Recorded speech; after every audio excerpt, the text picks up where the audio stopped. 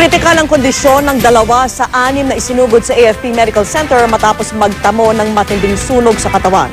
Ikinuwento naman ng ilan sa mga sugatan ang nasaksihan ng mangyari ang pagsabog. At live mula sa Quezon City, saksi si Chino Gaston. Chino? Bigi, 6 na sugatan sa pagsabog sa Fort Bonifacio ang dinala nga rito sa AFP Medical Center sa Viluna sa Quezon City, habang 17 iba pang sugatan naman dahil sa pagsabog ang agad na mga naitakbo pa sa Army General Hospital sa Fort Bonifacio pa rin. Sa mga itinakbo sa Army General Hospital sa Fort Bonifacio, baka sa mga tinamong paso at sugat ang lakas ng pagsabog sa di kalayuang Explosives and Ordnance Division Headquarters ng Army Support Command.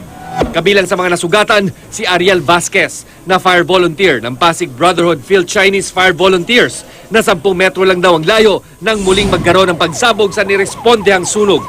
Pagkaubos namin ng tubig, nagkakaputo ka. Sabi namin sa tao, sabi ko sa tao, pulag kayo, may puputok. May nasusunog na, malakas lang. Sumaya-maya ng konti, walang 2 minuto.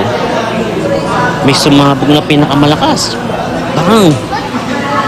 Hindi na namin alam nangyari. Kwento naman ng fire volunteer ding si Agripino Santos na nagtamo ng mga paso. Yung buong pader nung nawala Pumama lahat sa amin Habang nananakbo ka, para kang maraming bumabato sa'yo. Ang mga bomberong ito, tulala ng datnan ng GMA News. At nang makapagkwento, sinabi nilang tumilapon sila dahil sa pagsabog. Usually, may mga burn sila saka yung mga splinter wound, pero there are only minor injuries that can be managed in the Army General Hospital. Sa 6 namang isinugod sa AFP Medical Center sa Viluna, kritikal at nakakabit sa respirator ang isang Master Sergeant at hindi muna natin papangalanan. Gayon din ang isang First Lieutenant. Yan ay matapos magtamo ng sunog ng 80 hanggang 90% ng kanilang katawan.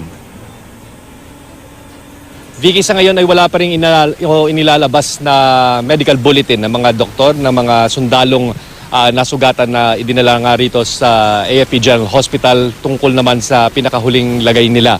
Pero bukod dito at sa Army General Hospital ay 2 sugatan iba pa ang naitakbo naman sa magkahiwalay na hospital sa Taguig at Makati City. At yan ang latest mula rito sa AFP General Hospital sa lungsod ng Quezon City.